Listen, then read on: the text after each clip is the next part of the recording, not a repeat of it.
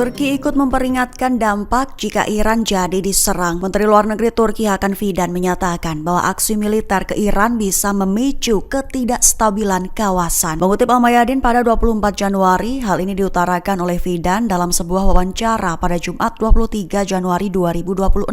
Fidan menyatakan harapannya agar pihak terkait menempuh jalan lain, namun menilai bahwa Israel khususnya tengah mencari kesempatan untuk menyerang Iran. Seraya menegaskan bahwa tindakan militer apapun yang menargetkan Iran berpotensi semakin mendestabilisasi kawasan. Artinya Fidan menekankan bahwa serangan militer terhadap Iran, apalagi dari pihak asing, bisa berdampak luas dan memperparah ketegangan yang sudah tinggi di kawasan. Mengingatkan bahwa konflik semacam itu tidak hanya akan berdampak pada keamanan regional, tetapi juga pada stabilitas internasional secara lebih luas. Ditambahkan olehnya bahwa Turki terus memantau perkembangan dengan cermat. Adapun peringatan Turki itu muncul di tengah kekhawatiran global atas potensi konflik yang melibatkan kekuatan besar di kawasan, sementara sejumlah aktor internasional terus menyerukan agar ketegangan diselesaikan melalui dialog dan diplomasi, bukan kekuatan militer.